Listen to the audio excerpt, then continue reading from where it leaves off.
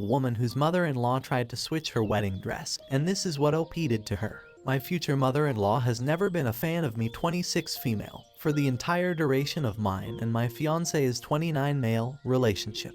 I'm honestly not sure why it is that she's always disliked me and been cold to me, but after multiple attempts over the years to build some type of relationship with her, we've been together for 4 years, nothing has worked. She couldn't give two craps about me up until the wedding planning started a few months ago. My fiancé and I are paying for majority of the wedding ourselves, while my dad and stepmom are financially contributing as well. Mother-in-law and father-in-law have not contributed at all, but mother-in-law is giving her opinion on things as if she's footing the bill. You should make the themes this color. Make sure you have this dish on the menu to be served. Don't do an open bar, you don't want people being too rowdy. Make sure me, my sister and cousin are sitting front row at the wedding ceremony, etc, etc. My fiancé and I are absolutely sick of this. Every time she tries to give an opinion, we politely shut it down and tell her we have it under control, but she just never gets the hint. Before she became such a nightmare, I regretfully invited her to come dress shopping, because I didn't want her to feel left out. While a few weeks ago we went dress shopping, my mom and close friends came too, and I found my dream wedding dress. I have a curvy hourglass figure, and I found a dress that shows off my figure perfectly and makes me feel gorgeous. The dress is kind of revealing, low cut on the chest, and mermaid style, but it's nothing I'd be ashamed of my family and friends seeing me in.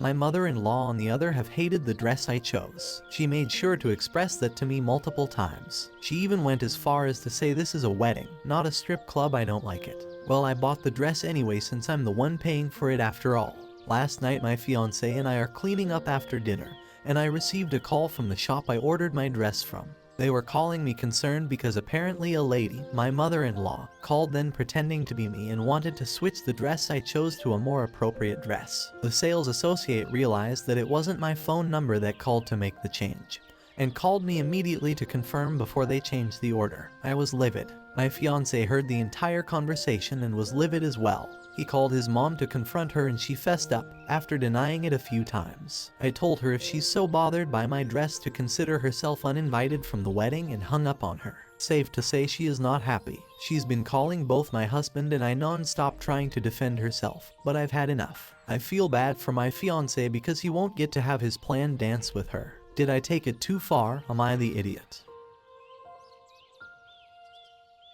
Not the idiot, I would have done the same thing.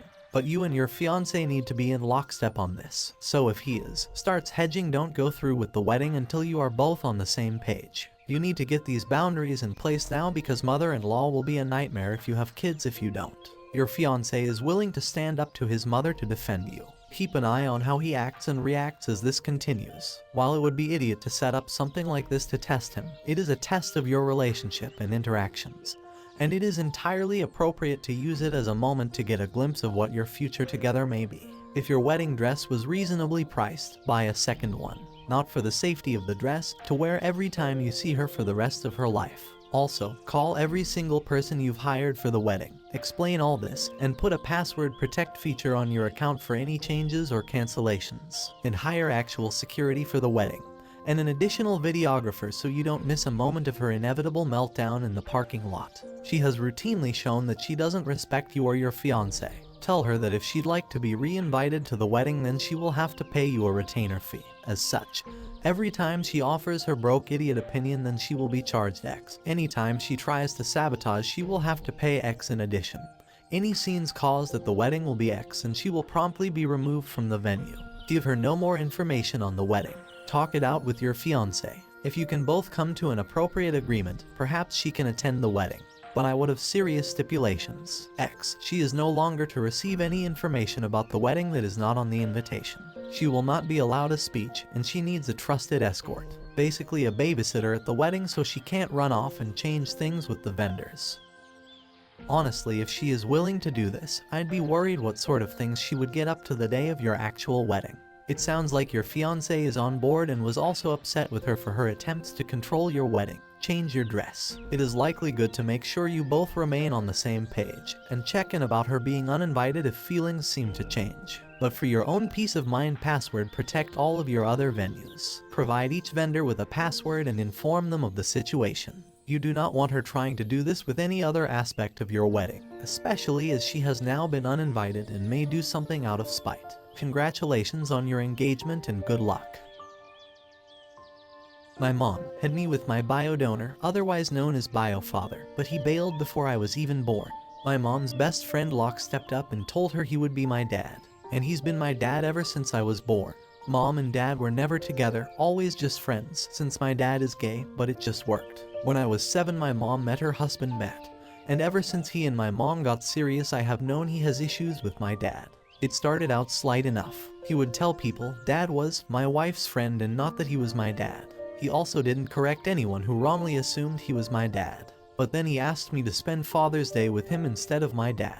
It wasn't pushed exactly, but the tone was he's not your dad, but I could be kind of thing. Then my mom was in an accident when I was 9, and he tried to argue that I should stay with him instead of with my dad, even though legally my dad was listed on my birth certificate and had legal rights to me in custody. It hurt my dad's relationship with mom a bit, and it meant Matt was always to me someone who was trying to interfere where he didn't belong. My teens were rough with stuff, but the final blow came when Matt showed up to a father-daughter event for Father's Day that I had not invited him to, and that I was attending with my dad, and attempted to get my dad to leave. Then told him he was not married to mom, nor was he my bio dad, and he should have stepped aside so I could have a normal family. My mom and Matt are invited to my wedding, but he is nothing more than a guest and she's not much either. Matt objected to this. He offered to pay, which I rejected, and then he told me he was in the shadows of my wedding and it wasn't fair. I told him he had earned his place in the shadows and he wasn't important enough for me to invite really. But mom had sort of made up for staying with him, so he was going as a courtesy to her and nothing else. He called me an ungrateful idiot and said I shouldn't be so rude to him. I know what I said was cold, so I ask, am I the idiot?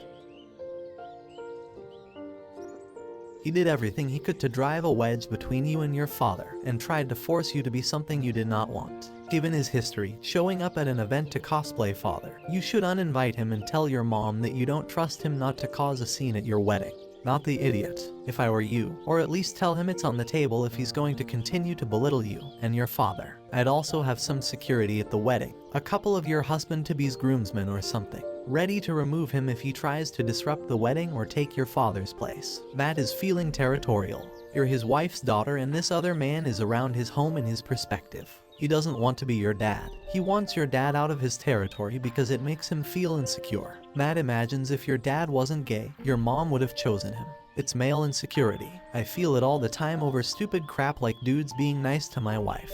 I had to figure out why I was feeling what I was feeling because it feels natural and makes sense to me, but my perspective is warped from weird caveman genes telling me they want my woman and larder. I had to work on not being territorial around other men. Like when old dudes see young guys loiter near their homes and get paranoid they're gonna be robbed. This man crashed a father-daughter event and caused a scene. And you seriously think he's going to get all dressed up for your wedding and stay in the shadows like Batman?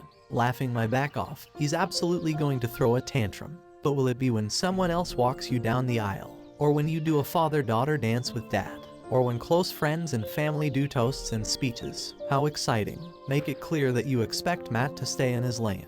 And maybe, depending on the venue, have security or beefy friends ready to evict him in the event of a scene. Matt's the idiot, with a stink eye at mom for not shooting him down.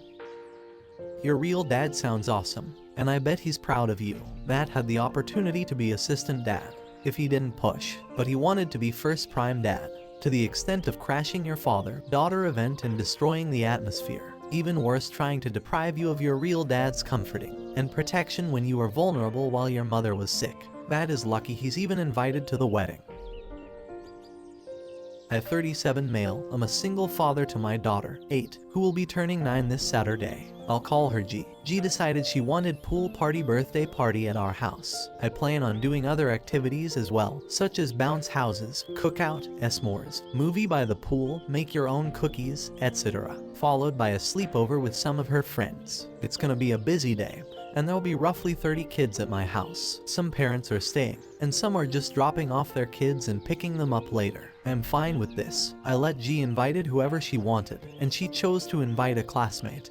That is autistic. I was fine with this, as I've always taught G not to judge others based on their differences. Here is where my dilemma comes into play. A's mother called me last week to ask if it would okay just to drop off him and pick him up the next day so he could attend the sleepover. My problem is I have no experience with an autistic child, and my understanding is A is very low functioning. I guess he's prone to getting easily overwhelmed and will start to shut down, outburst. I told A's mom that I wouldn't be comfortable with him being there by himself as I would be too busy with everything else going on, and am inexperienced with autistic children. A's mother got really upset with me, telling me I don't understand how hard it is for single moms to get alone time, and how I would be devastated that he wouldn't be able to attend, and how happy he was to attend a party, since he rarely gets invited to things. Among other things, A's mom is now going around saying I uninvited her son because of his autism, causing parents to throw shade at me. The parents that are staying offered to help with A,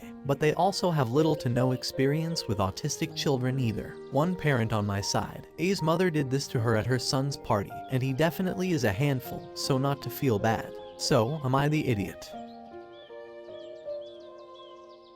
Not the idiot. Autistic mom of someone on the spectrum? Here. She wants a free babysitter. Shame on her for even attempting this. Folks on the spectrum are often traumatized by untrained supervision, a lack of supervision. If she needs a night off, she can seek out the many services provided for autistic folk or talk to her own family, friends. Maybe talk to A's mom and offer as a compromise that if she stays to supervise at the party, you'd be happy to have over unsupervised when it's a quiet evening, one-on-one, and you'd appreciate her advice on how to make it stress-free for A. But only if you can handle it. It's fine if you can't. If this was about being included and the mother not wanting to disappoint him because he had been looking forward to this, she should offer to stay with him at the party. That way he would be included. This is not about the kid, it's about the mother wanting alone time, which she even admits herself, which is fine. But that's not OP's responsibility, and should definitely not take place at his party. This could be a horrible experience for both OP, A, and the other kids. A reasonable compromise would be having A attend a few parts of the party and then leave prior to the sleepover. You aren't excluding or uninviting him, just recognizing you're not equipped to provide enough support, especially since you'll have 29 other young children to watch. Seems like A's mom is just looking for a free night. People also seem to slightly skim over the fact it's a sorta pool party. Why would you want your child with someone ill-equipped to take care of them, especially if there is a pool? Supervision is key at kid pool parties. A's mother would be putting them in possible actual danger, all because they feel entitled to free childcare. I think I would be hard-pressed to drop off any 8 to 9-year-old, neurotypical or neurodivergent, at a private swim party with 30 of their peers. Even if my kid is a good swimmer, I have no idea who would be supervising the pool and what sort of behavior they would allow. If I've learned anything about swimming pools, it's that there are many differing opinions on whether dunking people, throwing unwilling people into the pool, etc., is acceptable behavior, and I wouldn't necessarily trust someone else to make those decisions for me, especially when they are distracted by trying to host a party with a variety of things happening. Thank you so much for watching.